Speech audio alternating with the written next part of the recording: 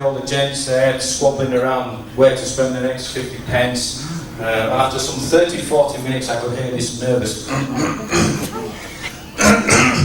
and if you're ever going to get anything from Trevor, watch out for the coughs because he just exploded into a cascade of positivity by saying, "Gentlemen, this has gone on long enough, this is what we are to do."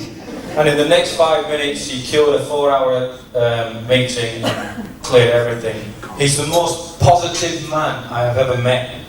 I spend a lot of my time reading about how you should be positive. Spend time at the library. I know you find it hard to believe, but I spend a lot of time. I've never heard him say a negative word about anybody, especially me, which is hard at times.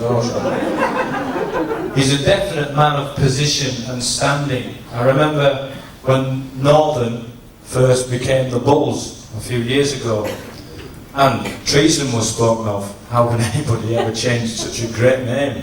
And the man, the icon of Bradford Northern, went into an angered audience of probably a similar number to this and said, "One chapter is over, another one begins. Carry on and make this the greatest club, because it still is the greatest club ever." Sorry about my Welsh accent. But he carried the day, and he carries the club.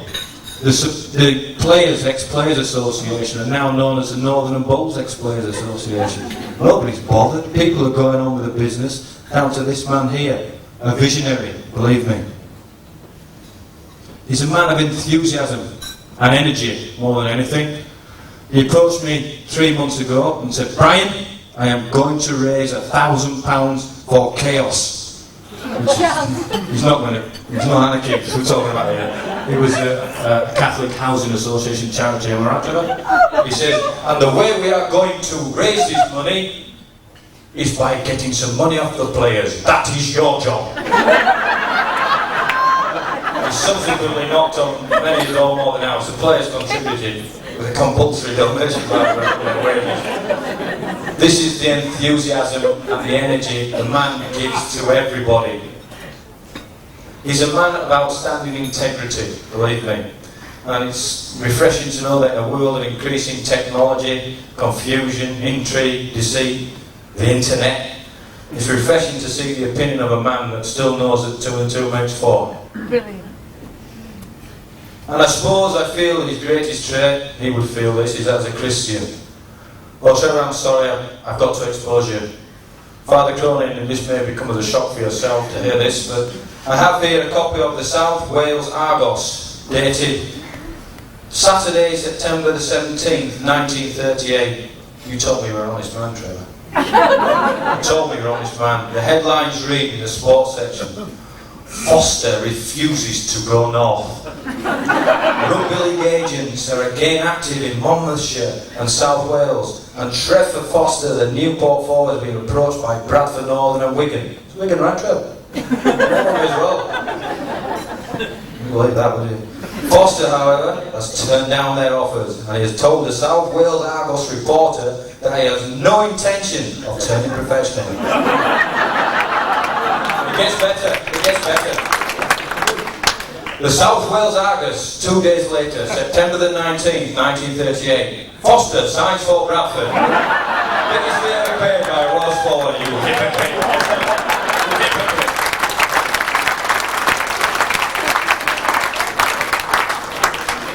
Trevor is a devout Christian, as we all know, and browsing through those strange books that I read, Trevor, I've got the definitions of heaven and hell for you. So you may be interested to know that heaven will have an English policeman, a French cook, a German engineer, an Italian lover, and everything will be organised by the Swiss. That's good for you going to heaven. Most poor people going to hell will have an English cook, a French engineer, a German policeman, a Swiss lover, and everything organised by the Italians.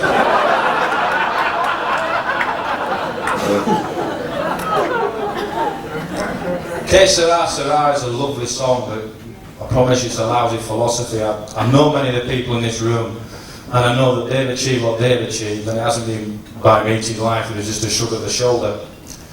Your motto should be Trevor's motto, which is Que Curo Sera. Whatever I will be.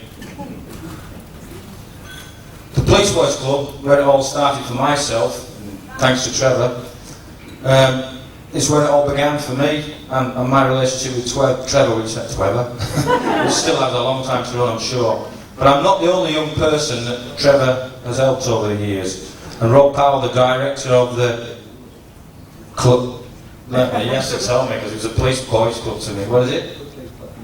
The Police Club for Young People. That's still where it used to be, wasn't it? Still the boys club. He's the director, and he has a very, very special acknowledgement for Trevor this evening. Perhaps if you want to come forward and explain what this is all about, Rob, it's a lot better coming from you, because you used to slap my legs as well. And it's from me. Gentlemen and ladies, just before I go and hand you over to Rob, it's been an absolute privilege speaking on your behalf, Trevor, and you mean the world to me, mate. Thanks a lot.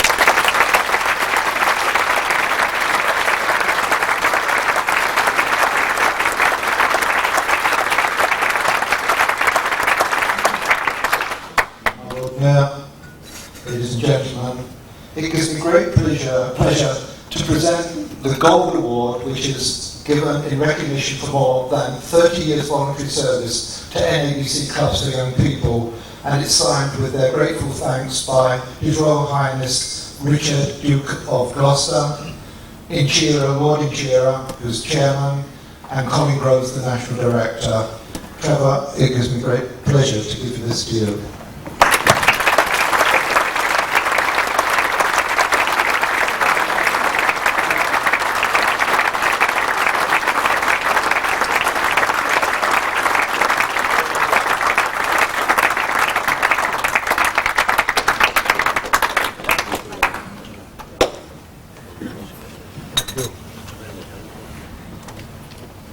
Thank you, Brian, and thank you, Rob. We've come to the time to hear our main speaker of the evening, a man who has represented Great Britain, England at Rugby League and Rugby Union, played for St Helens, played for Widnes, and now, despite what Steve would have you believe, is widely recognised as the voice of Rugby League, being the BBC commentator. Ladies and gentlemen, would you please welcome Ray French.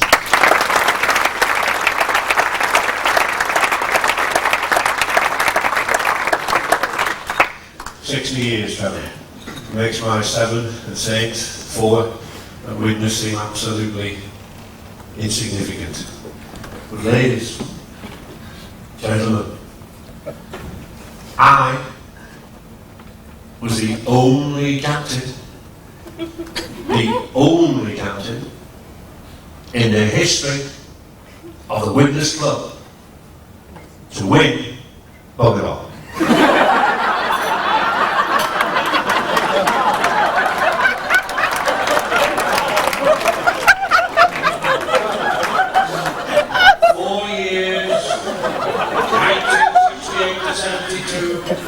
Nothing.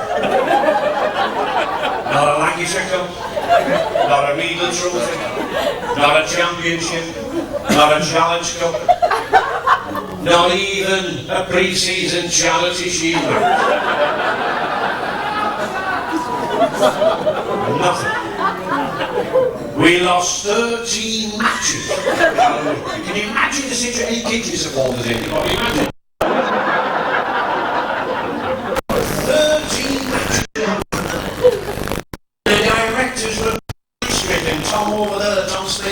The Rugby Football League.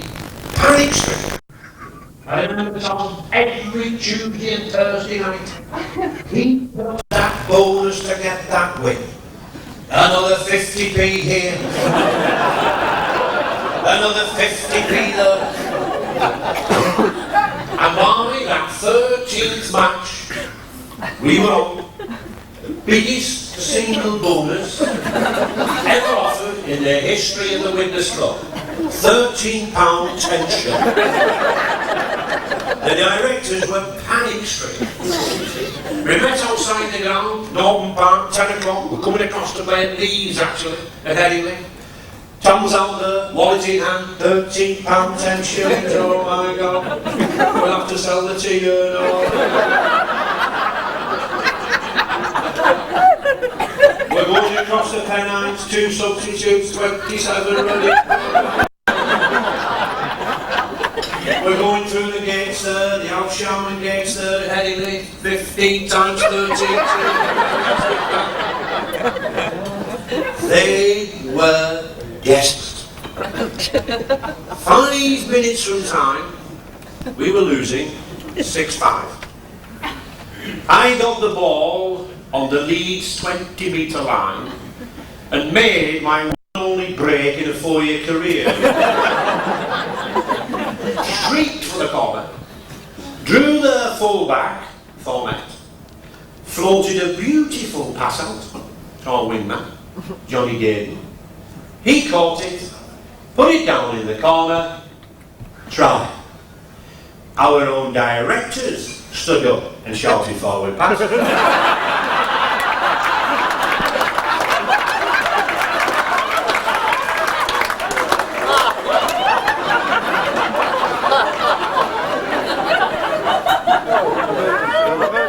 Lord Luton played on the wing for us that time. But you can imagine the situation. Having come from St Helens, 7 years of glory, grandeur, caps and everything you could name, the ethos, the whole ambience of the club. And I'll never forget the chairman meeting me outside the ground that Thursday night, the night I signed on. The tightest so-and-so I ever met in my life. Unbelievable. He said, everything okay, Ray? I said, yes. I said, have you got a couple of complimentary tickets for Saturday? He said, you what? I said, a couple of complimentary tickets, I said, for Saturday's match. He said, what do you mean, complimentary tickets? I said, complimentary tickets, Jim. I said, 2 tickets for Saturday's game. He said, who are they for? I said, they're for my mum and dad. He said, bloody hell, Ray. If your mum and dad won't pay, you can't expect anyone else.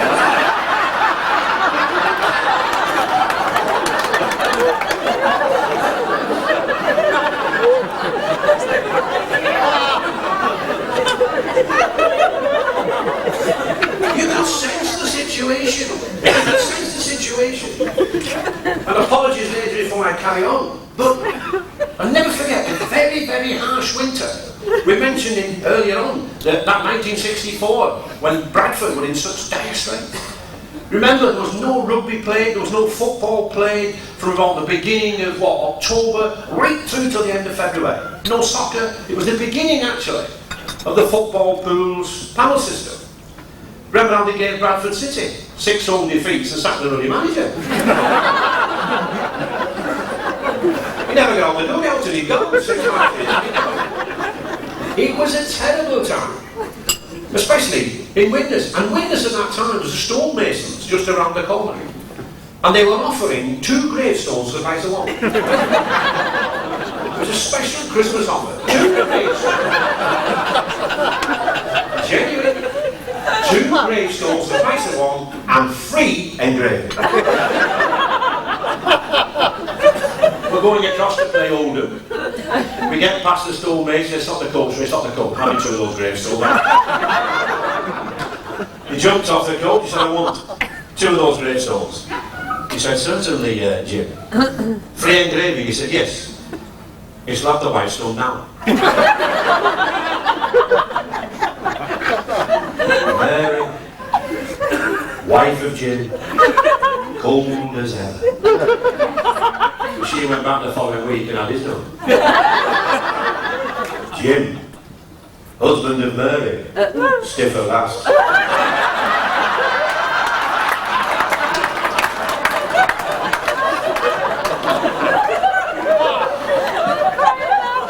It was unbelievable. He took me down the tunnel. He said, now, are you sure everything's okay, Ray?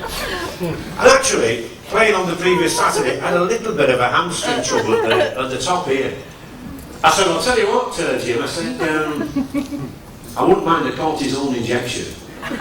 He said, a cortisone injection? He said, you'd be lucky to get a ruddy Ford Cortina here.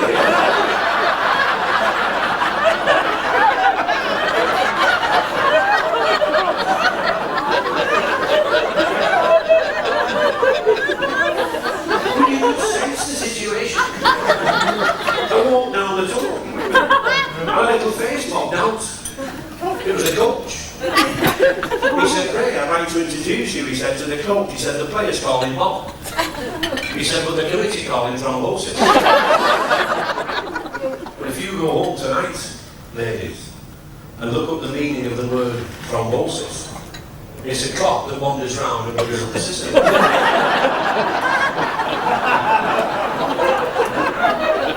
And believe me, this was Bob. He knew everything. You couldn't tell him anything about it. I was an international and I thought I knew a little bit about it, but oh no. He said, come here, mate, come in. He said, now we've signed you, he said, to captain this team. He said, and we're in dire straits. Dire straits, he said. Now, we're going away to Hull next week. We've got to win it. Boulevard, strong, big, Johnny Whiteley, Sykes, you name them, Drake twins, they had them. He said, now, you as captain need to know all your players. He said, we're going to work a move. He said, I want to introduce you, before we actually work the move, he said, I want to introduce you to the players. He said, I want to introduce you to Wally, over there. He's a huge prop forward, weighed 18.5 stone. He said, I want you to watch Wally very closely. He's slower than you think.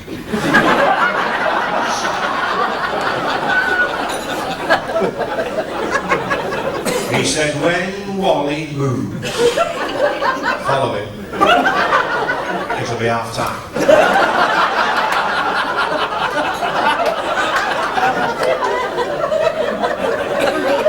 But I tell you what, he was vicious. Vicious. And never forget one Saturday afternoon there at Dalton Park. He kicked a tortoise. Kicked a tortoise 60 feet into the crowd at the scoreboard. I said, Wally, what have you done that for? He said, the bastard's been following me around all afternoon.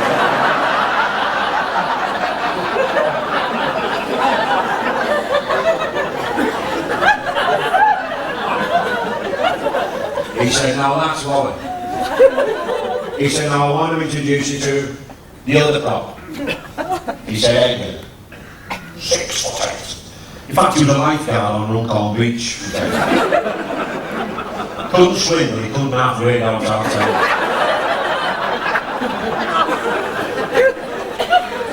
He was horrible. He modelled the handles of the Challenge Cup on his ears. In fact, Witness used to stand him on the pitch in August, and the Crows used to bring the seat back from July. He said, now that's Edgar. He said, now Wally, get over there. Edgar, over there. He said, now I want to introduce you to the hooker. Now, to give you some idea of this hooker, Emmerdale Farm was an intellectual challenge. In fact, he thought Desmond Tutu was a postcode biscuit. He knew I was a school teacher, and never forget he coming to me one night. He said, Ray, I'm having a terrible time. He said, this woman's marking all my work wrong at this Runcorn College. He said, and she's marking all my corrections wrong as well. I said, well, what are you doing, Eric? He said, well, all I did was, I wrote an essay in history for last week. Christopher Columbus circumcised the earth in a 40 I said, well, you know that song? He said, yes, but I changed it to 33 for clever. Now, this was the trio I was supposed to work a movement. He said, Eric, get down there. Ray, you stand there. I'll be Ray. Wally, over there. Edgar, over there.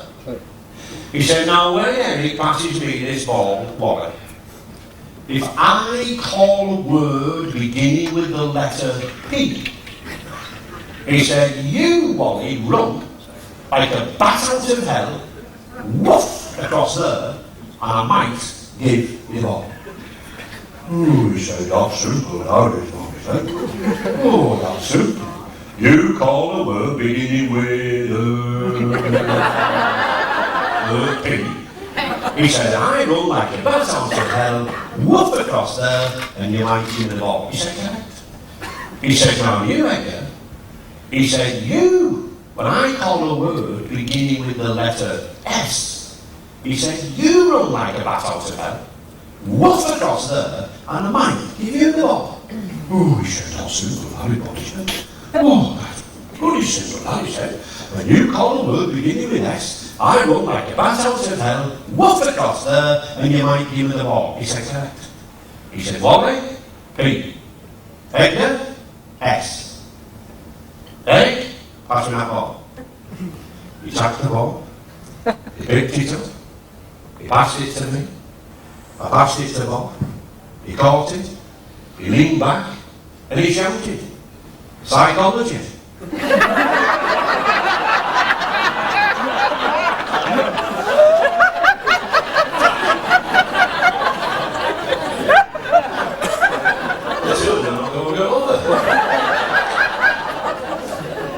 Gentlemen, ladies, this is rugby league. There's another side to rugby league as well before you even play it. And I did not know tonight, and this is why I want to tell this bit of story. I didn't know tonight that Trevor Foster was a board man. I never knew that. Because you, sir, was the one man responsible, and I was a school teacher for 32 years, but you was the one man responsible for my one and only half day's truancy. Right? Gospel this, I'll annoy back, and maybe one or two of the older members, Jack down there, Trevor may do.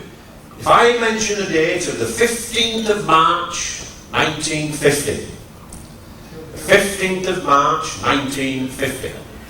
And if I go back 4 days earlier, to the 11th of March, 1950, and I go back to 2:30, and I go to Knowsley Road, Saturday the 11th of March, St Helens versus Bradford Northern, the third round of the Challenge Cup final.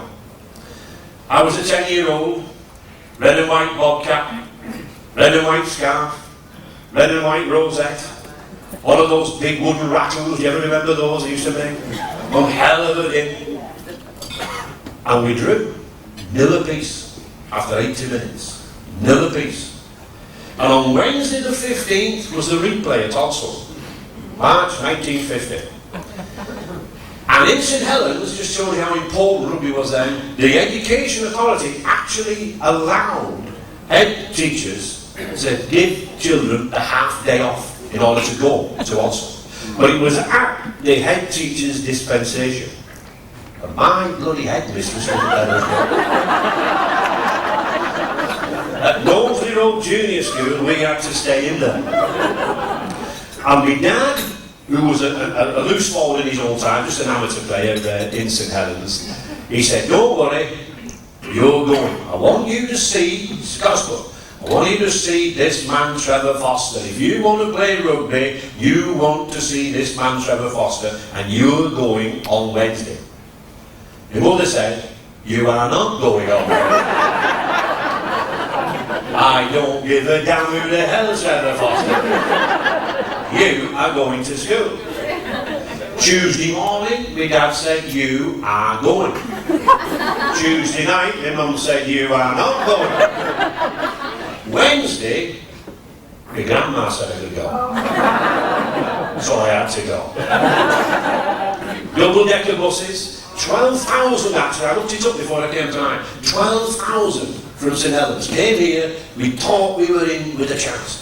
Double-decker buses, it must have taken about 6 or 7 hours, no motorway of course in those days. They were all lined up, I can picture it now, all lined up down the road that goes down the side of the Oslo Stadium. And you beat us 13-2. Ernie Ward scored 2 tries. Yes. And I don't know the chap's first name, but he was mentioned on there tonight, Walters. Ernie Walters, he scored the other and 2 goals. 13-2, and I cried all the way home. And when I got in next morning, I got 3 of the cave as well. Because of you, the board man. Right? I didn't know that.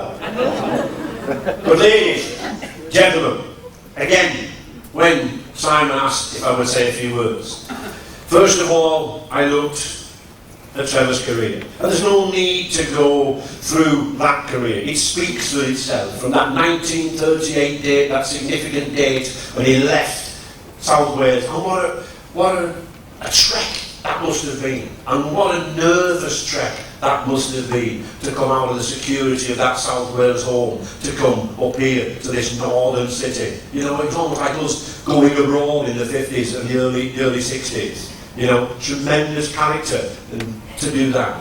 He spelled his rugby, league and union during the wartime. Those wonderful Wembleys, 47, 48, 49.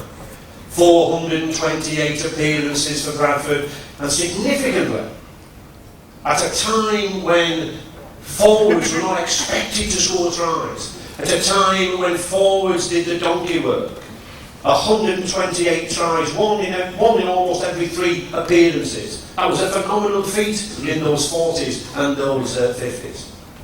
And then retirement in 1955. But the word retirement is a misnomer. Retirement from playing, but really rejuvenation as far as Bradford Club is concerned. Coach, manager, scout, timekeeper, tremendous fundraiser, those who were involved in the floodlighting campaign, the money and the effort that Trevor and his colleagues and many out there put in. And of course 1964, when Bradford went out of the league, and again many of you sat down there, and with Trevor there at the helm, inspiring one or two around you, Bradford were brought back, and the great days of the Bulls are now because they were brought back there in 1964. It actually was a time when rugby league actually helped itself, and other clubs rallied round as well, and didn't want to see any of the family going out.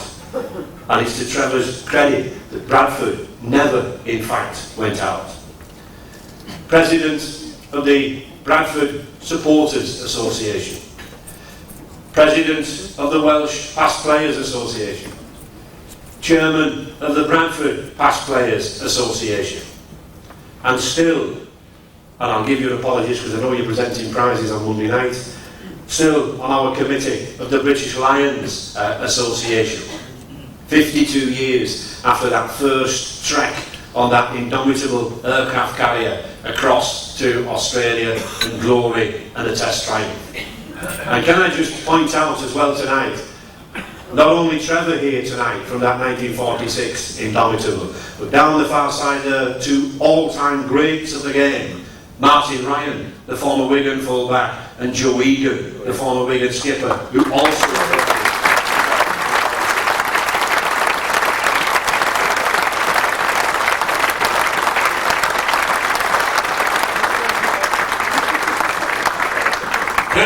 we have a lot to do this evening. Can I just conclude, again, not going into any detail of what an influence Trevor has had on me. As a player, he always had a very kind word for me. Whenever I met up with him, he always spoke kindly towards me. As a commentator, as a journalist, as a writer, we've met in all sorts of places all over the world. We've met, you know, in changing rooms. He's been picking up sticky tape. He's been putting fingers on buttons and blowing hooters and every word, and we've chatted and we've talked, and it's always been a friendly word. It's always been a kindly word. And if I might just conclude, can I really take the dinner up market for a minute? And if I might just conclude with a line from a very, very famous medieval writer called Geoffrey Chaucer, who wrote a piece called the Canterbury Tales way back in 1387. And the Canterbury Tales had a long list of characters in. And one character was at the beginning. And it was the first character mentioned. And it was a knight. And this knight was placed at the beginning because of his honesty, because of his modesty, because of his dedication, and because of the standards that he set for everybody else. And one line summed up this knight. A very perfect, gentle man. Very perfect. Ladies and gentlemen, that is Trevor Foster.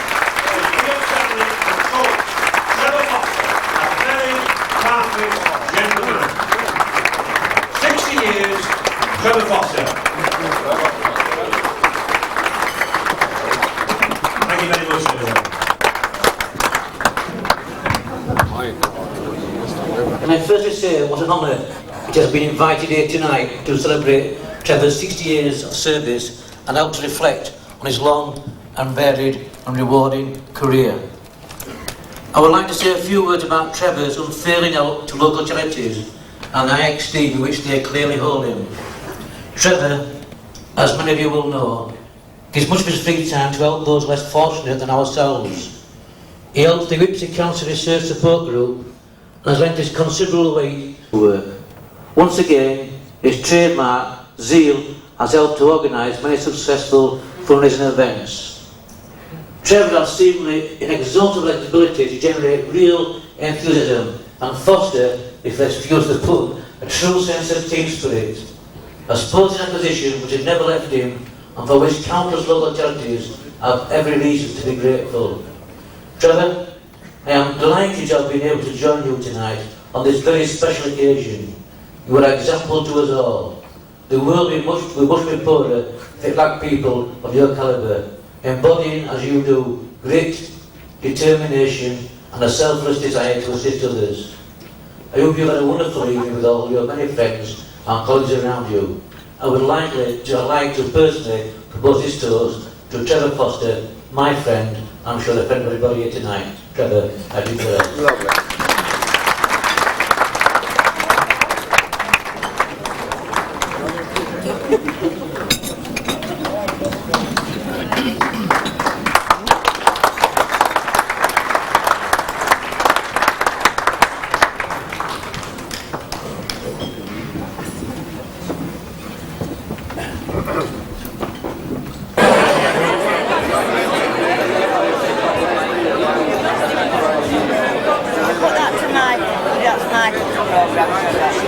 That's our mic.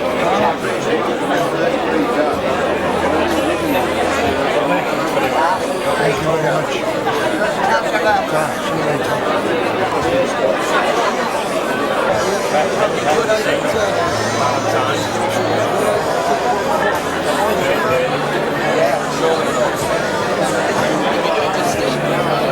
you very much. The rest of the proceedings underway. Thank you very much.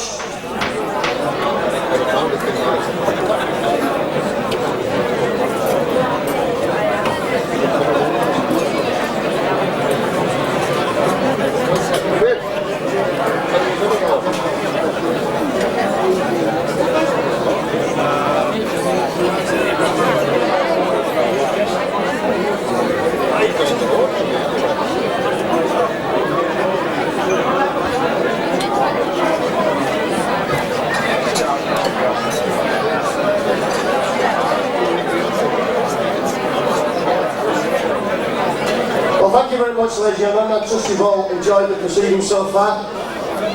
And I'd like to introduce you now to the main reason, the only reason that we're here this evening. A lot of things have already been said about Trevor Foster by people more qualified than myself. I'll just say, would you please give a big welcome to a rugby league and a Bradford legend, Mr. Trevor Foster.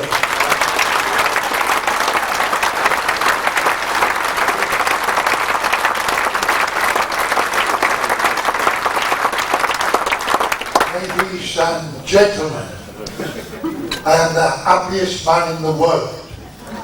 Thanks to so many friends, long-term friends, close friends, dear friends, and to this great city of Bradford.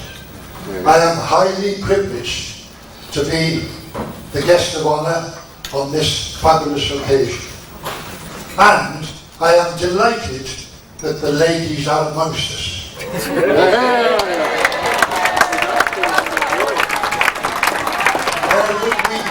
Where would we be without our ladies?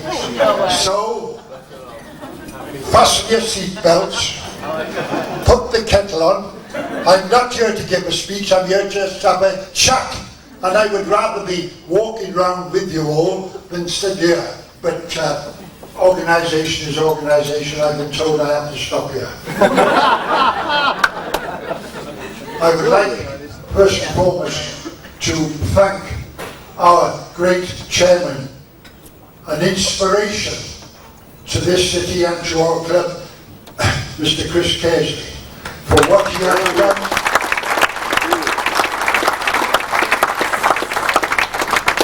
Bradford Bulls, ex-Bradford Northern, are the top of the pops. And it is great to be at Odsel on a Sunday or a Saturday or whatever these days. It's the place to be. It's the place to be. That second home of mine, Odsel Stadium. Yes. I pray and hope before too long that the people in charge of such things will do the revamp at Odsel, which is long, long overdue. Yeah. Mr. Casey has said he would like a 30,000-seater covered in and looked after for ourselves, and let the rest of the world go by without 2 million, 3 million and whatever. That's what we want. But Chris, the inspiration that you've brought to our great club right throughout the country, the Bradford Bulls have spoken about. They've just achieved a wonderful, prestigious award for what they do with the community, with the young people. To see on an afternoon 300-400 children, 5-6 years of age, coming to watch the game of rugby league and enjoy themselves. But it was not always so. I would like to tell you a little bit about my own family. I am a very proud man tonight. I have my daughters, my nieces up from South Wales, my grandchildren, my grandson, who is 12 years of age today, Adam, and he's going to be a rugby league player.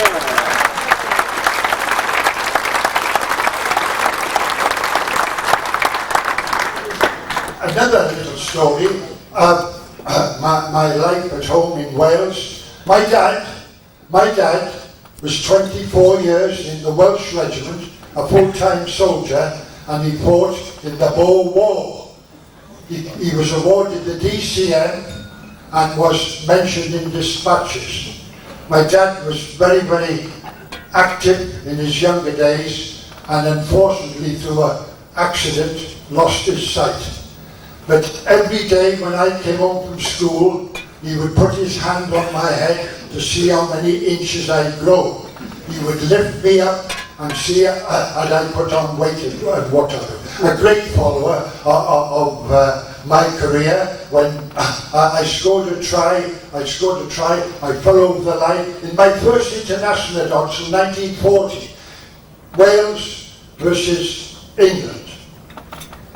Captain of the Welsh side, the great man, the legendary figure, Jim Sullivan, towards the end of his career. Also, the legend, Gus Risman. And during the match, 1940 at Odsel, Wales versus England, I got a try, ball was passed to me by Gus Risman. My dad was listening on the radio, he had a special radio, etc., and he jumped up, hit the table over and smashed all the dishes. It was a very proud day. All Welshmen want one thing and one thing only, and that is to wear the cap of your country. And I was reserved for Wales in my one season at Newport, etc., and I came up north and I achieved that wonderful thing which was in my heart, to wear the Welsh jersey. As things go by, I was called up, 1940, to the King's Own Yorkshire Light Infantry. 469 4054. All the soldiers, all the airmen, all the naval men in here will quote their number. We never forget that. I joined up 12 months at Strensel, a corporal in the gymnasium, etc. Then went on the course to Aldershot, and after 6 weeks became a sergeant instructor in the Army Physical Training Corps, the elite. No, don't say it. And from there, Army football, rugby league was more or less finished for a little while, but then started up again after 2 to 3 weeks. So I spent most of my time playing with the Army all over the country, in France, in Ireland, in Belfast, and all other places. And the last 12 months of my service, I was posted to Egypt and had another great time in Egypt just towards the end of the war. I will never forget those marvellous matches at Odsal, in South Wales, in Gloucester, England, Ireland, Scotland, Wales, internationals of all countries. And I remember vividly the first rugby union match in Wales, selected by the Welsh Rugby Union, etc. England versus Wales. All the great stars of that era, Aidan Tanner, Blevin Williams, all the great names. We arrived at Swansea on the Friday afternoon, and we were guested at a banquet by the Lord Mayor of Swansea that day. And out of all those great stars and rugby union orientated, they did a marvellous thing. They selected Gus Risman of captain over all the rugby union players. That was one of the greatest tributes that any man could have at that particular time. Those wartime matches were absolutely marvellous and the most enjoyable rugby that I took part in. Out to the Middle East, meeting one great player who was at Odsal in my day, and some of the older members of all our friends will remember, Di Lorenzo. Di Lorenzo was a hooker who played with Bradford Northern before I came and when I came. And I met him in Cairo, and he was at the army barracks, Alamein, Al-Mazar, etc. And we had to go up to Jerusalem to have a fortnight's breaking-in period, the Army Physical Training Corps, to learn our trade, etc. Di Lorenzo said to me, Trevor, I'll get you posted to my unit. Di Lorenzo had tremendous strength because he run rugby union out there in the Middle East during the wartime. He was the man that done everything to organise. And I have seen captains, lieutenants, colonels, brigadiers go into his tent. He would be laying on the bed and say, Dillo, we want to get a team, etc. And he was only a gunner. He had a mug of tea in his hands, he was only a gunner. But all these big wigs came because Di Lorenzo done that, a great character, and he got me posted to Al-Mazar, where I had 12 months before being demobbed. After the war, we come back to, and by the way, when we played wartime rugby league, we were paid 10 shillings a match. 10 more. What do you think of that, Brian?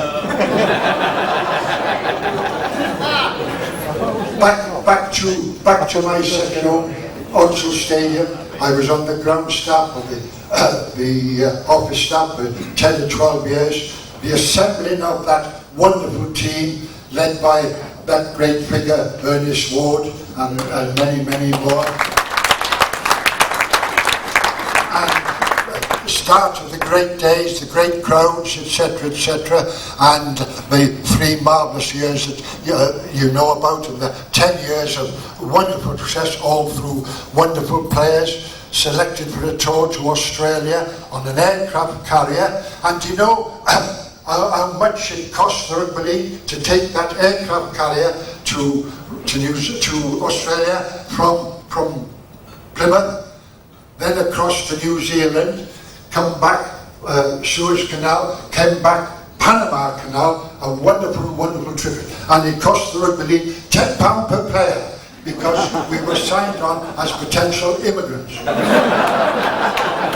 And all it cost the rugby league was £10 per player, and we were away just 6 months. And of course, the most important thing of all, we were told as we left Plymouth, you go to Australia with one thing in your mind: win the test, win the test. And we are the only Great Britain side who have been in Australia and never lost a test. 1-2 and drawn 1.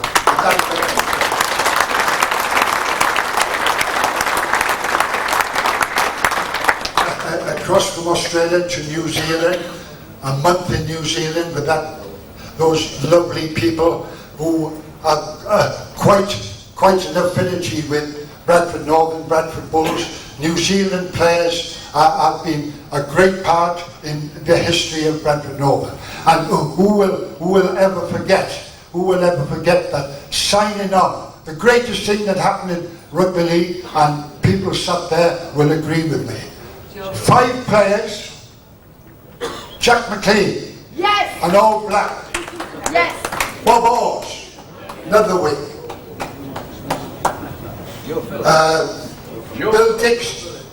Bill Dix, and the one and only, as Ronnie there, former chairman, knows so well, Joe Phillips. Yes! What a wonderful signing out, what a wonderful way they were. Mr. Hornby went across and signed them all. And not one player of those players, not one of them got £1,000. And Joe Phillips was an outstanding player. That was one of the greatest transfers that in the history of the game. Cost comparatively shirt buttons. And Joe Phillips eventually became chairman of the club. We ran eventually after those great seasons. The great man Frank Whitcomb and all his lovely family over there, Doris, my girlfriend. Frank retired, Burgess went to Castleford, and those New Zealanders come and gave a new resurgence of rugby football. When the ball was thrown about, we got to the championship final, won the Yorkshire Cup, etc.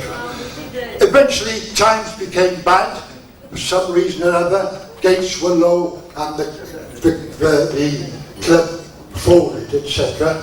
And I, amongst many more people, and a lot in this room, got together, met weekly and weekly. The club had finished. Very sad, great tears were shown in the town, etc. But we revived after having meeting. And then 2 or 3 people here tonight who were on that committee. We met every Sunday morning, Wakefield Road, in the Bay Horse pub, to organise the events. Eventually had the great meeting across the road at St George's Hall, when 1,000 people attended and £1,000 were raised. I wrote a letter. I had the privilege of writing a letter to the Rugby League that night, asking for permission to be reinstated. And I have that letter in my pocket now, when I sent to, on behalf of all the others, to Bill Falke, and we were reinstated within a matter of months. That was an outstanding thing, because the passion and the warmth and people like Ronnie Betts, who was there. Ronnie is 75, 76 like me, belonged to Dad's army. Ronnie was one of our members, and the club resurrected. With Joe Phillips presented himself. I invited Joe to the meetings. He was playing cricket at that time. He popped into the pub, the Bay Horse, and it was obvious to me that Joe was the man to present the club and what have we. Had the meeting at St George's Hall. Joe Phillips was made chairman, and we went with strength to strength. And those things stick in my mind. The older people, these memories will never be lost, according to a lot of people. Eventually the club fell away again by the wayside, financial difficulties and what have you. And we had a meeting again to try and resurrect financial what have you for the club in this very room. And the gentleman there, when the club was bleeding, and the gentleman sat there was mainly responsible, Mr. Barry Stamper, for bringing the club back once again to it.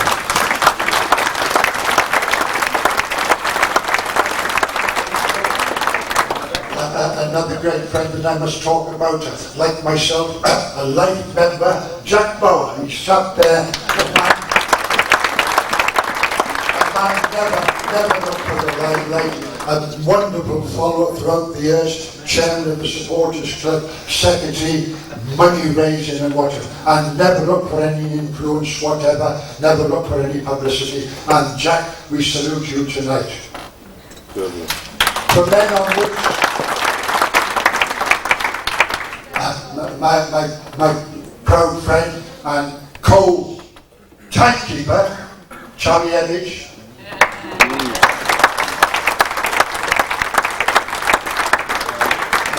Member of the Vice President's Association, and done wonderful things. We raised, Charlie, myself and others of course, handed over £9,000 to our long-standing wonderful Jack Bates, chairman. We handed over £9,000 for the floodlights. how many of you were at Otsel in 1954 for that great night? 30,000 people, the lights were on, a magnificent match. Do you remember that? Wonderful, wonderful, wonderful occasion. I am not organised like this fella Simon. I've got lots of notes there, but what comes into my head comes out. I'm not an MP or anything like that. But I came to this city 60 years ago because the reception I had, the warmth, the kindness. The first week I was here, went into Lister Park in September. Fairy lights, a band, a brass band, and that beautiful park. I always remember that. I was in gigs at Barclay Terrace, Toller Lane, etc., with two lovely old ladies. I remember that. But the warmth that's been shown to me wherever I go, the Bradford Bulls at Otsel, I'm treated like royalty. What more can a man have? But at the end of the day, I have to thank God for his many, many blessings. And I have my two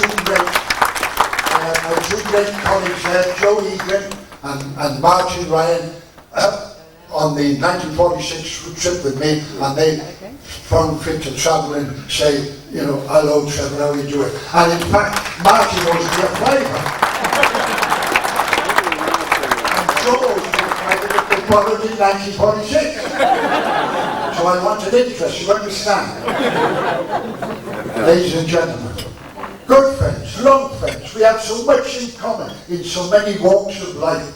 I have my colleague, the Education Welfare Officer, Boardman. Do you know the Boardman? Do you ever remember the Boardman? Did he ever chase you? My friend Dean is here, etc. And last but not least, I thank Simon. I am very proud of my son.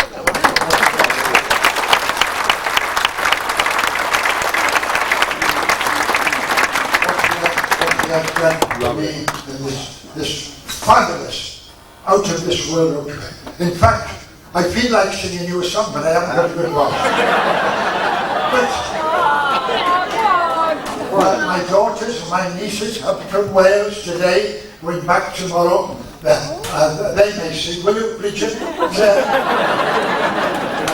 Never mind.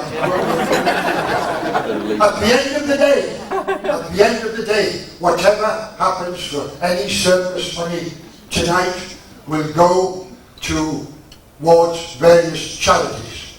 £1,000 has been raised for Catholic Housing Aid when I had, which completed last week, and the Bradford Bulls players donated straight away through the thanks of Brian Noble and Matt Elliott, with a lovely letter from Matt. He's away down under, signing a couple of Washington, I think. Is that right?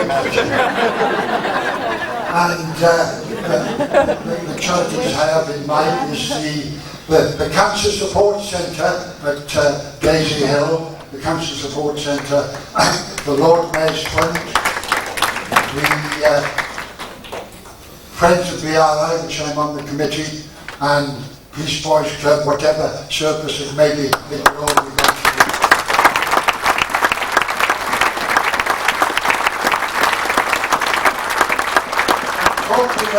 Time is getting on, but I promise you one thing. Come the millennium, come the revamp at Otsel Stadium, I will be there running with the Bulls always.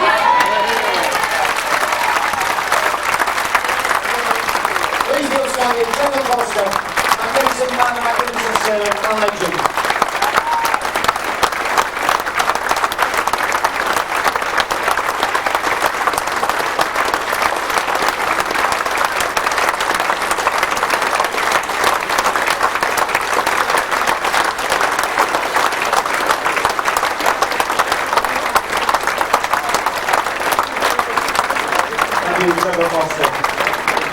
I'd like to call on now Mr. David Watkins. You've already heard from David Watkins MBE, a British Lion at both coasts, representing tonight the Newport Rugby Union Football Club, where Trevor started his career.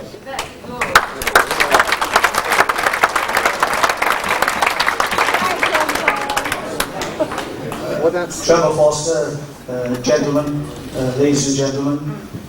It's difficult enough to have to speak after both Ray and Brian has expressed their gratitude for the service that Trevor has given to the game of rugby football. To speak after him as well, and knowing the enthusiasm and the integrity and the way in which he rests as a gentleman amongst gentlemen says much for him. When Brian was reading out tonight from the South Wales Argus, because the game has changed quite dramatically, as we're all aware, the game of Union and League now are paying players legally. And it is true, in those days it was somewhat difficult when you were a young player. I came up here as well, and I can honestly say with all sincerity, the 11 years that I had here, that was the difference of making a man, playing against so many greats that are sitting around this room today, that it is rather embarrassing for me to be even standing addressing some of the greats that adorn this room this evening. But the game was difficult. I played rugby. My father wasn't a rugby man at all. I lived in 6 Club Road, like Trevor, down in South Wales. It was 6 of 22 cottages underneath an overhanging coal tip. My father, a miner, didn't have time really. We were 3 boys in one house. We 3 slept in one bed. And I started playing rugby. It was the only recognition my father ever had was the fact that I did play rugby football. And at 18, I was lucky enough to play for the Wales youth on 2 or 3 occasions. And I was down in Blaenau, in a small village it was, not many people living there, only just about 2,000 people. And my younger brother came down over the coal tip on a Sunday and said, "Danny, you better come home to Mum straight away, there are 3 men up there with a funny accent." And we raced up the coal tip and we spied down into 6 Club Row with number 6. And outside the front door, for those who can remember that far back, was a Mark 10 Jaguar car. It was bigger than the bus that took me to rugby school. And when I walked down parallel with the window, my mother and father were engrossed in conversation with 3 gentlemen from St Helens Rugby League Football Club. And they were talking to my mother and father and expressing to them, Joe Pickervance, it was Basil Lowe, I think, and Jeff Sutcliffe, and they were talking, rather heavily to my father, about the benefits of taking me from South Wales out of the humdrum of the valleys, give me a better education in the north of England, and play a game that only had 13 players who would make it easier. What a bloody joke that was. And for nearly 2 hours they were expressing to my mother and father the benefits of going up to play for St Helens Rugby League Club. And believe it or not, ladies and gentlemen, they were there for 2 hours. But my father was having none of it. He wanted, because he'd seen me play in his youth, that one day I would adorn the Welsh jersey and play at the Cardiff Arms Park that Trevor was talking about. And they flatly denied everything. They didn't want anything to do with it. And Joe Pickervance left the room, went out to the car, the Mark 10 Jaguar, came back in with the briefcase, opened it up, and inside was £5,000 which they were prepared to give me. And my mother looked at my father looked at my mother, looked at the 3 gentlemen up north, and then looked at me and said, "Where do we sign? We all bloody play." But what a hard baptism, and when you realise that Trevor has spent 16 years in this game of rugby league football. I came up here as the highest priced player in 1967, and the first time I played any game of any consequence was across at Featherstone Rovers in the first round of the Challenge Cup. Arnie Morgan, Tonks and Mal Dixon, they just stood at the top of the field and you wondered where the cavalry were going to come from next. And the crowd had realised I'd been paid £16,000 to play this game of rugby league. Can he walk on water? Can he bloody hell? Big girls, blouse, Watkins, where's your handbag, Watkins? And the game started, they kicked off. And I came around the scrum in the first 2 minutes of that game. And Carl Dooler, a great big boy for a scrum half, grabbed hold of me by the collar, threw me on the floor and said, "Twinkle, twinkle now, little bloody star." But it isn't about that tonight. The game is really about Trevor Foster, and because when he started before 1938, you know, in Newport Rugby Football Club. I've had the privilege of playing for them from 1960 to 1967. But more importantly, Trevor too played for Newport Rugby Football Club, where he's held, as he is, quite obviously, in very high esteem. And it is with that in mind that I've travelled up this evening to pay homage and respect to a man who, as you rightly said so, has been a legend in the 60 years that he served rugby league in this fellow Bradford. He loves it up here, he loves you, very importantly, he loves his family, which is even more important. And at the end of the day, what more can anyone say about a man who has been more than mortal in this game of rugby league football? To Trevor tonight, it gives me great pleasure, as small as it might be, to give you a Newport Rugby Football Club tie. We have a jersey signed by all the players for what worth it is to you tonight, and more importantly, in the next few weeks, the club has a plaque inscribed, because we've spoken to Simon about it, which they will send up to you, because we too still say you're the favourite son of Newport Rugby Club. Trevor, thank you.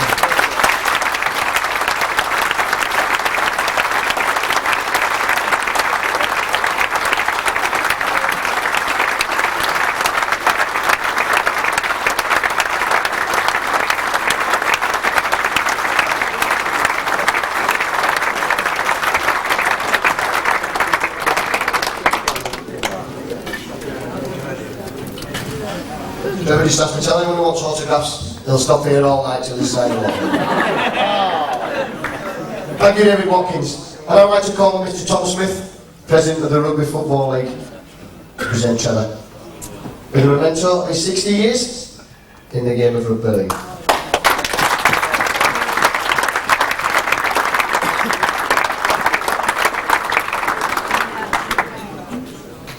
My Lord Mayor, distinguished guests, ladies and gentlemen, it's a great honour and a privilege for me to be here this evening to commemorate and to support the many, many magnificent tributes that have been paid to Trevor this evening on behalf of the Rugby Football League. I have a memento here for you, Trevor, an inscribed crystal rugby ball, and it comes to you from all the clubs in the Rugby League, and you have a record which may well someday be equalled, but it can never be surpassed.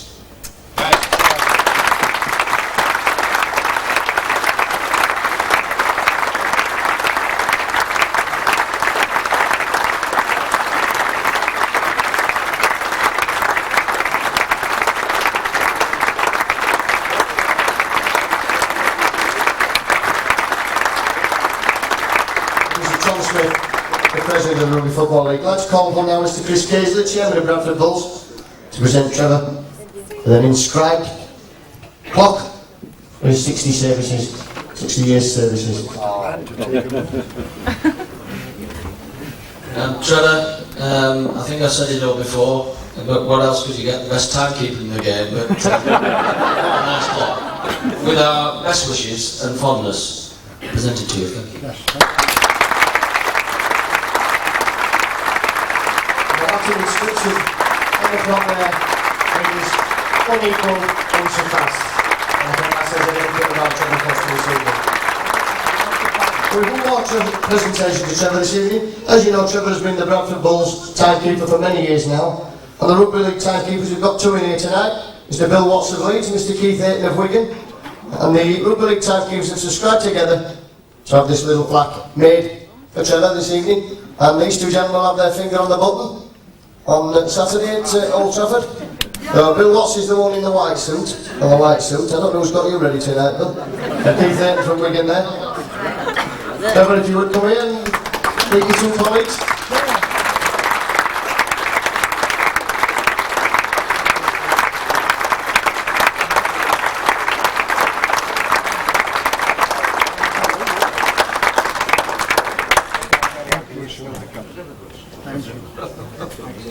Thanks, gentlemen.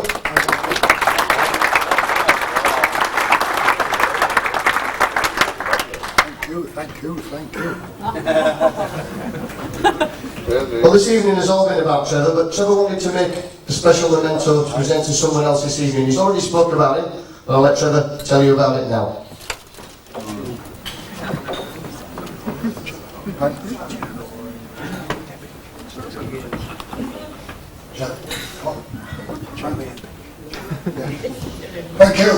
Thank you.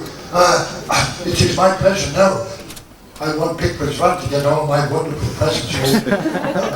A great colleague who's 50 years? 60 years. Charlie Evans.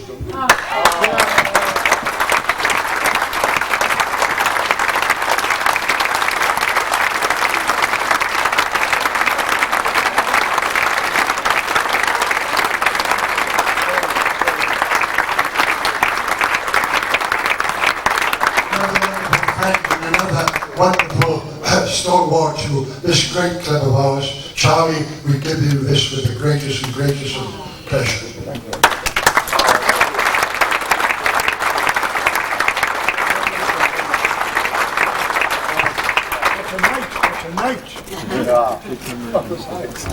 I've got some letters here from people who can't be with us this evening. Just read a few of them out for you. A letter from Robert Gate. Dear Simon, thanks for your letter dated the 21st of September, which only arrived today, about Trevor's Jubilee dinner on the 22nd of October. Unfortunately, for a variety of reasons, I cannot attend the function. I am sure, however, that it will be well attended and that fitting tribute will be made to Trevor's outstanding contribution to both the club and the game. I hope it's an enormously successful. Please pass on my best regards to Trevor. Best wishes, Robert Gate.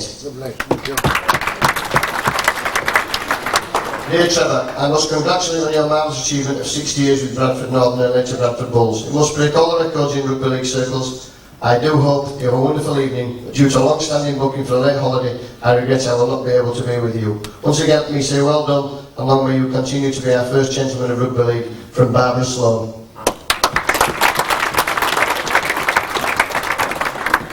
I'm very sorry that something has come up the week of Trevor's due and I won't be able to make it. It's my work and I have to go to London for that period. I'm really upset as I have great respect for the old man of the Northern, would have loved to have been there. Giving my heartiest congratulations and good wishes. Sincerely, Colin Welland.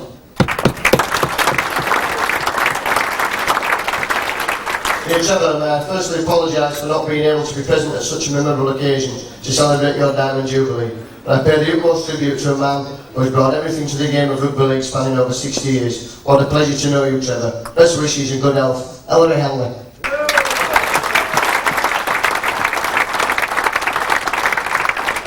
Dear Trevor, send my best wishes this evening. I'm sorry I can't be with you. We go back a long way, 70 years in fact, but I'm unable to travel up to you today. Best wishes always, Alec Gibbons.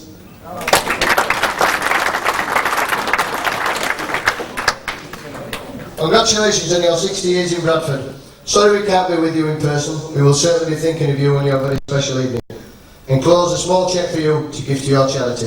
I love always to you and my cousins, Bunty and Frida. Sisters.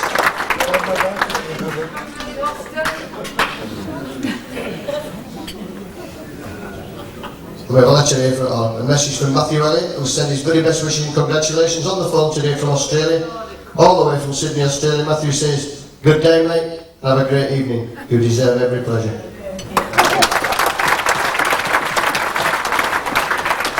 Dear Trevor, I hope you have a wonderful evening. You've been a great servant to the world of rugby league, especially in Bradford. Congratulations from everyone at Bingley Amateur Rugby League Club.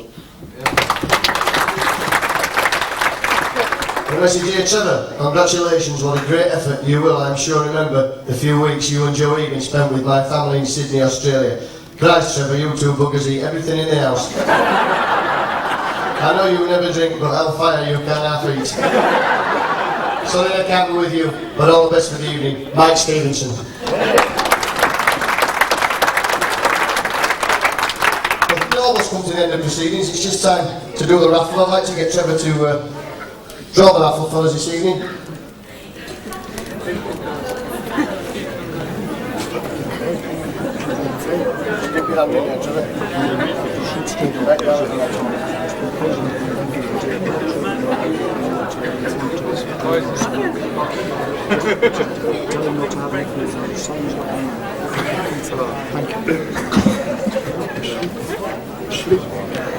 The winner is Derek Davis.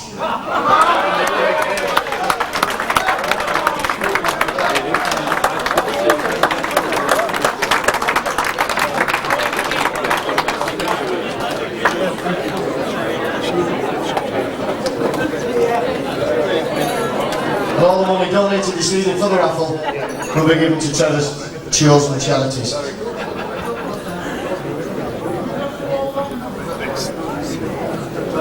Right, thank you David. Driving back to Newport. David's driving back to Newport tonight, thanks for coming.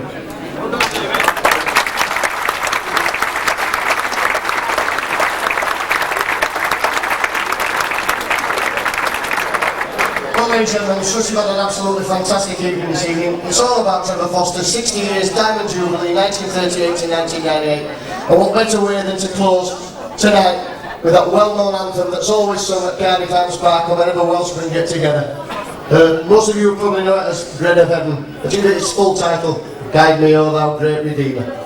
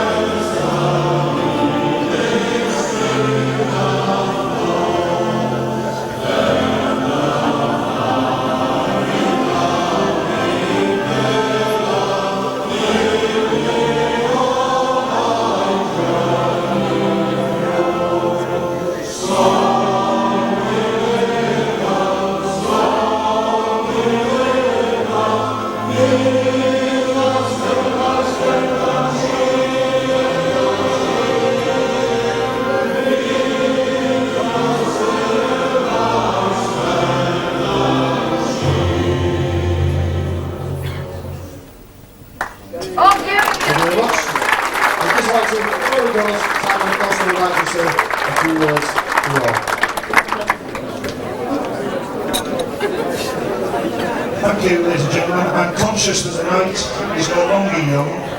I will take very few of your precious moments, but feel that the night cannot finish without a few words of thank you to a small group of people who've worked tremendously in the background for the last 6 months or so.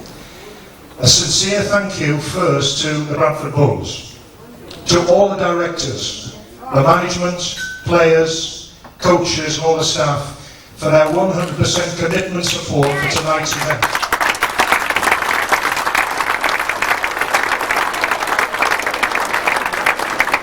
Without their backing, we could never have achieved this occasion.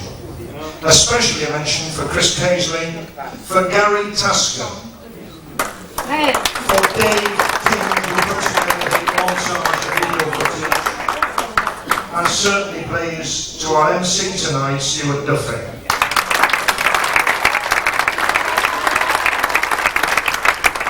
In addition, however, it's appropriate to raise our glasses to another team. I call it the TF Super Team, a small group of people who have worked tirelessly and enthusiastically in the background over recent months to plan and prepare meticulously for this special occasion. On behalf of all the Foster family, my father, my sisters, nieces, grandchildren, you name them, they're here tonight, I wish to acknowledge the work and give something of a token of our thanks and appreciation. I would ask the following to accept a small gift on our behalf. I'm going to ask Heidi. Where is she? You beat me to it. Heidi is something of an athlete. Heidi is my niece, Trevor's grandchild. She's come down from South Shields. I think she's at Durham University at the moment. And she has agreed to make these presentations. What I would like to do, I'm not looking to embarrass people tonight, simply to thank people and show our real appreciation. I would like each of these to be upstanding and to walk across to Heidi, and she will make this presentation. Firstly, to a lady who has literally held this all together, left no stone unturned, in her absolute devotion to making tonight's event a huge success and a fitting tribute to my father's career. Carol Hurst.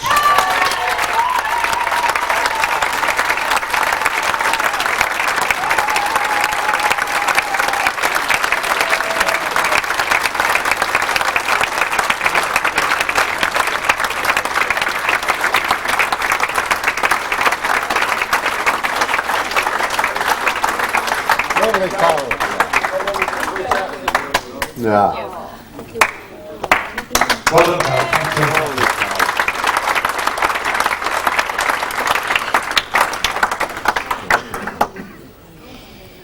And now to her committed team. Firstly, to Charlie Ebbage.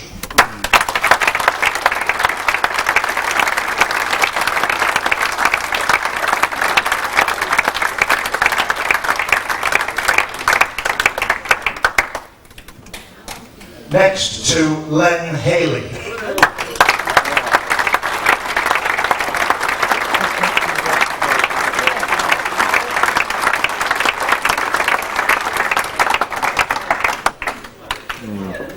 Next to John Tudor.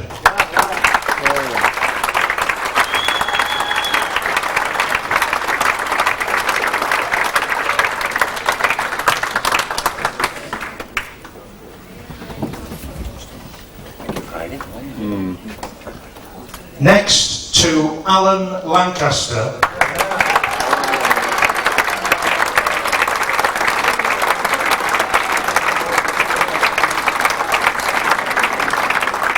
Alan, in conjunction with the committee, in particular John Tudor, produced and printed tonight's fabulous tribute programme menu.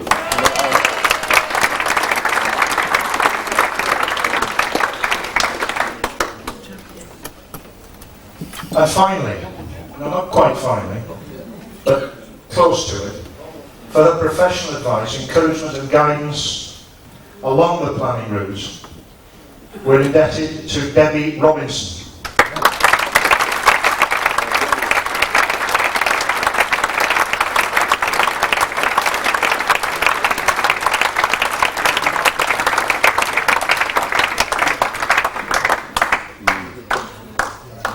Thank you very much, Debbie. Okay. Well done, Dave.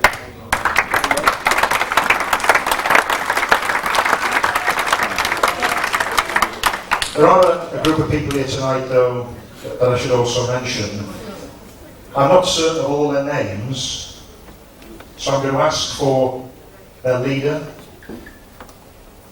It's the Odsal office staff. I was shown around the other night. I only got as far as the toilets. If I could ask Sue Hurst to come forward and represent her colleagues, we have something a bit special for all of you to share tomorrow at work. That's if you get there. Sue Hurst.